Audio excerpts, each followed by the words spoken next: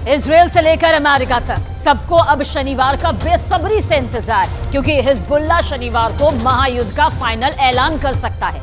कहा यह जा रहा है कि इजराइल पर अटैक करने के लिए रविवार से शुरुआत की जाएगी और इसे ही इजराइल का ब्लैक संडे तक कहा जा रहा है।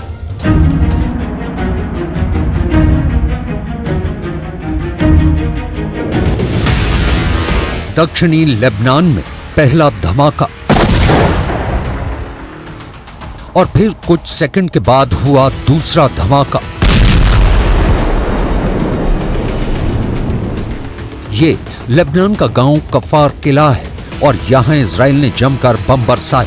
ये इजराइल और लेबनान के मिलिशिया हिजबुल्लाह के बीच डायरेक्ट युद्ध है, जिसके शोले अब पूरी दुनिया को जला सकते हैं। हिजबुल्लाह ने ऐसा ऐलान किया है कि इजराइल के लिए अगला रविवार ब्लैक संडे बन सकता है। हिजबुल्लाह के महासचिव हसन नसरल्लाह का शनिवार को फिर से एक भाषण होगा। गारंटी दी जा रही है कि इजराइल के खिलाफ युद्ध का ऐलान इस बार पक्का है, यानी हसन नसरल्लाह की सैटरडे स्पीच में इस बार इजराइल के खिलाफ रविवार के बड़े यलगार का ऐलान होने वाला है। इजराइल और हिजबुल्लाह लड़ाई में हमले दोनों तरफ से हो रहे हैं। रॉकेट दोनों तरफ से दागे जा रहे हैं, तोपखाने दोनों तरफ खुले हुए हैं। लेकिन जब हिजबुल्लाह के ठिकानों पर इजराइल का बम गिरता है तो धमाका बड़ा होता है।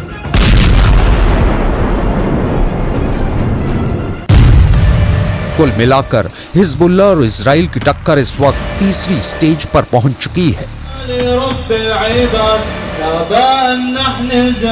ये लेबनान की राजधानी बेरूत है और यहाँ हिजबुल्लाह के एक लड़ाके का जनाजा निकला है।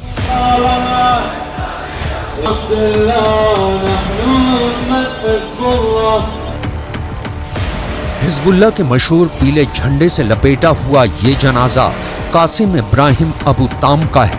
कासिम इजराइल के बॉर्डर पर लड़ते हुए मारा गए और अब उसकी मैयत में सैकड़ों लोग यहाँ जमा हुए हैं।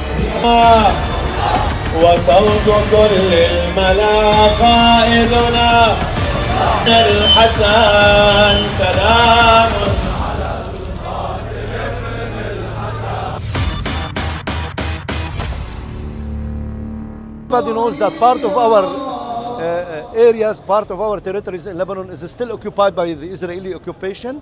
They are targeting our civilians, and we will do everything possible in order to ensure the security of our land, the security and the safety of our people as well.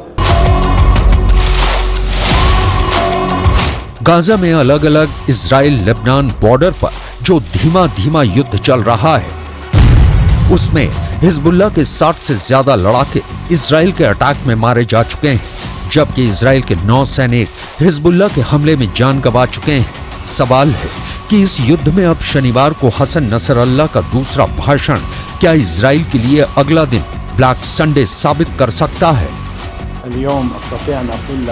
अब हिजबुल्लाह के महासचिव Hassan Nasrallah का नया भाषण इस युद्ध को किस लेवल पर ले जाएगा, इसे लेकर इजराइल के प्रधानमंत्री बेन्यामिन नेतन्याहू ने बड़ी धमकी दे दी है।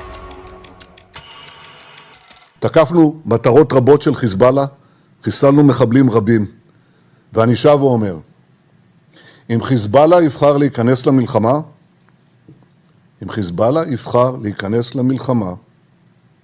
הוא יעשה את טעות חייו. गाजा तो इजराइल की बमबारी में खंडहर बनता जा रहा है। 10,000 से ज्यादा लोग मर चुके हैं, इनमें करीब 4,500 तो सिर्फ बच्चे हैं। ऐसे में नेतन्याहू की ये धमकी क्या हिजबुल्लाह को डरा पाएगी? क्योंकि नेतन्याहू ने साफ कर दिया है कि युद्ध करना हिजबुल्लाह की जिंदगी की सबसे बड़ी गलती साबित होगी। इजराइल का दावा है कि हिजबुल्लाह के पास 1.5 लाख से ज्यादा रॉकेट हैं और इन रॉकेट्स के निशाने पर उसके हाइफा और तेल अवीव जैसे शहर हैं। ये रॉकेट इजराइल पर गिरे तो इजराइल के 2 बड़े शहरों का काम तमाम हो जाएगा।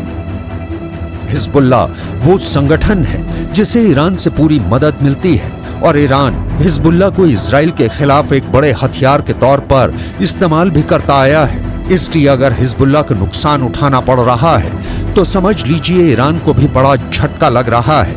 वैसे नेतन्याहू भी यही चाहते हैं, लेकिन उनकी ये ख्वाहिश अब पश्चिम एशिया को बारूद के ढेर पर बैठा चुकी है।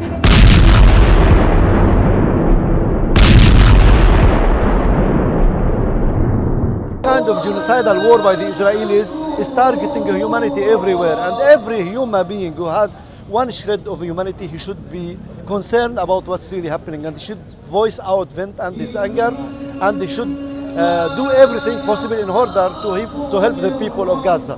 We in Lebanon, as Hezbollah, we're doing our part of the job against this occupation.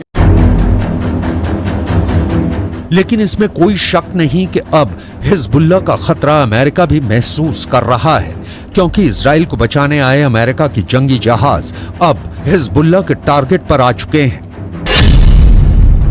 यह है हिजबुल्लाह की एंटी शिप मिसाइल, जिसके टारगेट पर वो जहाज हैं जो इस वक्त भूमध्य सागर में खड़े हुए हैं। ये ऐसी मिसाइल है जो सैकड़ों किलोमीटर के दायरे में किसी भी जंगी जहाज के 2 टुकड़े कर सकती है। इस वीडियो के जारी होने के बाद अमेरिका थोड़ा सकपका सा गया है, क्योंकि हिजबुल्लाह से टक्कर लेकर वो अपना बड़ा नुकसान नहीं कराना चाहेगा।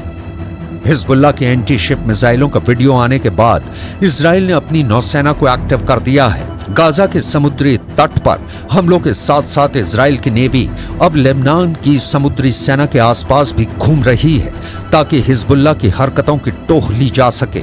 हिजबुल्लाह की एंटी शिप मिसाइल अमेरिका और इजराइल दोनों को जबरदस्त झटका दे सकती है।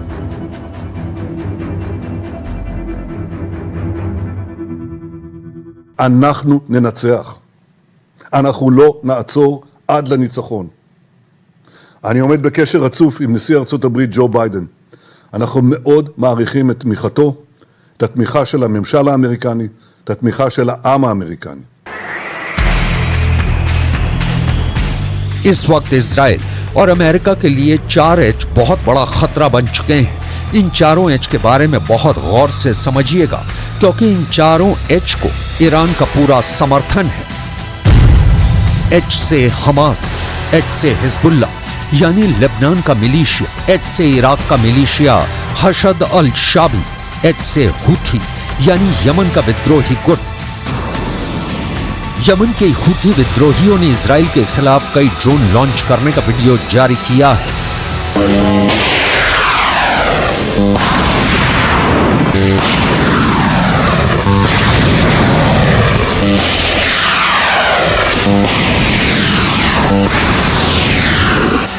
ये ड्रोन गाजा में हो रही इजरायली बमबारी के खिलाफ लॉन्च किए गए। यमन में भी इस बात का गुस्सा है कि इजरायली बमबारी से गाजा में हजारों फिलिस्तीनियों की मौत हो रही है।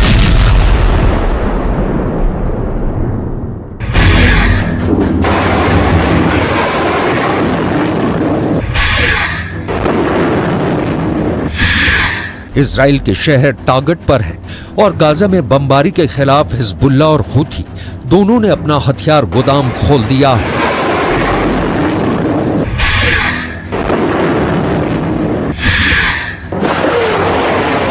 लेकिन ऐसे हमलों और गाजा पर बमबारी जारी रखने के बीच नेतन्याहू ने अपना वॉर ट्रायंगल तैयार कर लिया है।